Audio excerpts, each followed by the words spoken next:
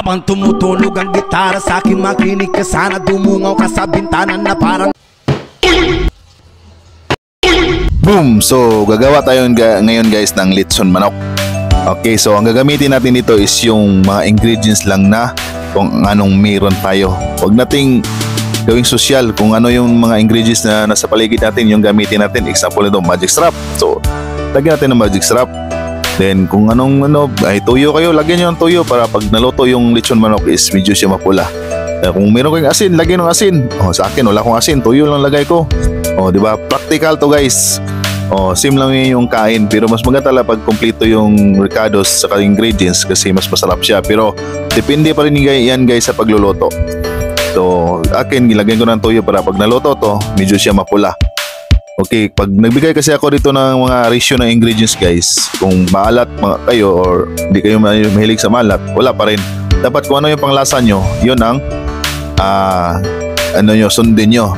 So naglagay na ako dyan ng sibuyas dahonan na kinuha ko po sa likod ng kapitbahay namin. Then yung tangad para mabango na kinuha ko pa yan doon sa Mount Pinatubo. Then lagyan natin yan is ng sibuyas and bawang para yung mga aswang is hindi lalapit sa lechon manok natin. Okay, so ganyan. So sasabi ko guys kung ano yung panglasan nyo, yun ang susundin niyo. Kahit anong luto guys. Wag kayong sumunod dun sa ratio na may mga ingredients na ibibigay kasi iba-iba po yung panglasa ng tao. Kung kayo yung nagluluto, sundin yung panglasa nyo para satisfied kayo sa kinakain ninyo. Okay, so naglagay lang ako ng kunting suka dyan guys para mawala yung langsa. So himay-himayin lang natin yan para massage. Then lagyan natin dahon ng mayana para medyo maamoy-amoy yung medyo mabango-bango. Medyo maamoy-amoy.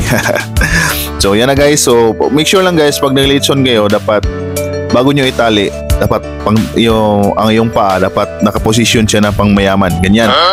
Kasi pag hindi po pang mayaman yung pagkatali ng paa, lalabas yung mga sangkap na sa loob. Ganyan po, naka-egg siya. So ilagay natin yan guys sa refrigerator na 1 taon at 2 buwan at 3 araw at 1 oras bago natin lutuin.